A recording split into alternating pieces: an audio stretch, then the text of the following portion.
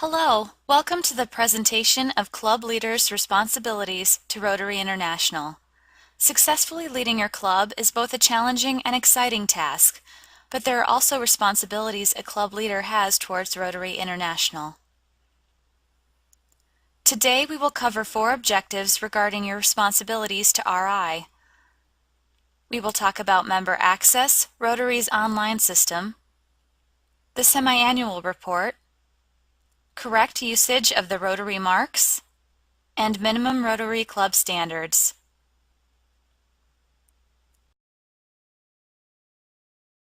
First of all, what exactly is the SAR?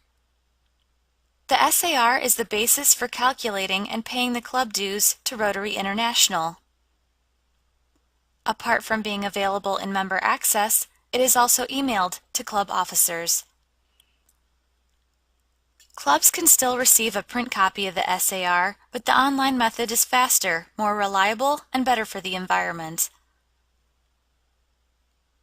As its name indicates, the SAR is sent to the club secretaries twice a year for the receipt around 1 July and 1 January.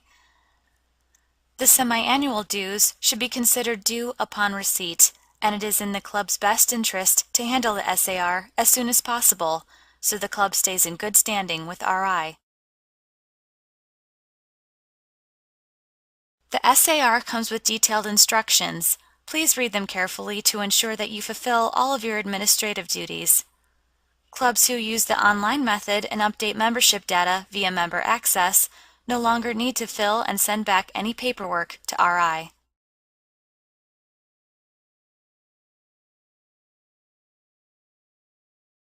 Now we will go into a little more detail regarding the dues collection cycle. We'll use the example of the July SAR. If a club updates membership data by 1 June, the report will need limited, if any, recalculation of the amounts due to RI. Clubs will receive SAR in early July. If RI does not receive payment by 1 October, a reminder will be sent to the club. After 6 months, if no dues payment is received by 1 January, the club will be terminated for non-payment of dues. In the next Rotary year, 2013 through 2014, the dues will be $26.50 per active club member for every 6 months, plus $1 in July for the Council on Legislation. Some wonder, why is it important to pay dues to RI? Well, your dues enable us to provide high-quality information and support to Rotarians around the world. Administer programs such as Rotaract, Interact, and Youth Exchange. Support district governors financially during their year in service. Provide publications and communications in 9 languages. And your dues allow us to train Rotary leaders at international meetings. Now we'll turn our attention to the protection of the Rotary marks. The Rotary emblem and other marks are copyright protected, and the RI Board sets policies to preserve and safeguard the integrity of the Rotary marks for the exclusive use and benefit of all Rotarians. The Board has created guidelines for the use of the Rotary marks, but 2 key points should be kept in mind. The Rotary marks should not be altered in any way. Whenever using the marks, a qualifier should be used in close proximity, stating the name of the club, district, or project. You are probably wondering why it is so important to protect the marks from misuse.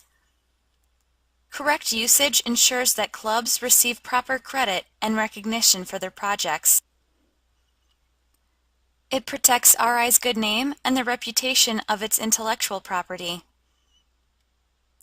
And it protects RI from liability. We are now going to take a look at some incorrect usage of the marks.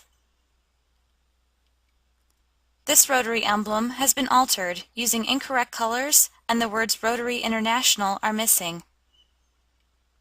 Here there is no additional qualifier to identify the website with a club, district, or project. And this emblem has been altered and partially obstructed, and the word international is missing. We are now going to take a look at some correct usage of the marks. Here there is a clear description of the club and no alteration of the Rotary emblem. This internet address is clearly identified with a particular club. And here, the name of the club conducting the project is shown in close proximity to the emblem.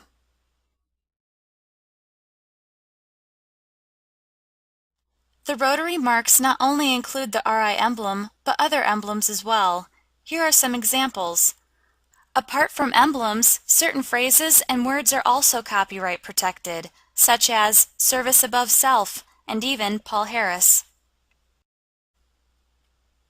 For more information on the correct usage of the Rotary marks, please take a look at the RI Visual Identity Guide. Buying from Rotary licensed vendors ensures that the Rotary marks will be used correctly. A listing of vendors can be found on the Rotary website. Finally, we would like to mention a very logical obligation or duty every Rotary Club has towards Rotary International, and that is to be a functioning Rotary Club. In order to define what a functioning Rotary Club is, the Rotary International Board of Directors created what is called the Minimum Standards for Rotary Clubs. Rotary clubs should meet regularly, have service projects locally and/or internationally, resolve club disputes in an amicable manner, maintain cooperative relations with the district and receive visits from the DG, AG, and RI officers, regularly update their membership lists, pay RI membership and district dues without outside help, subscribe to a Rotary magazine, maintain appropriate general liability insurance, respect RI rules and regulations,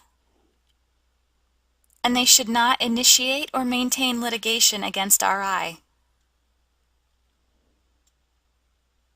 This brings us to the end of this presentation, in which we have discussed member access, the semi-annual report, correct usage of the Rotary marks, and minimum Rotary Club standards. Many thanks for viewing this presentation. To learn about resources available to club leaders from Rotary International, please also view the presentation Rotary International Resources for Club Leaders.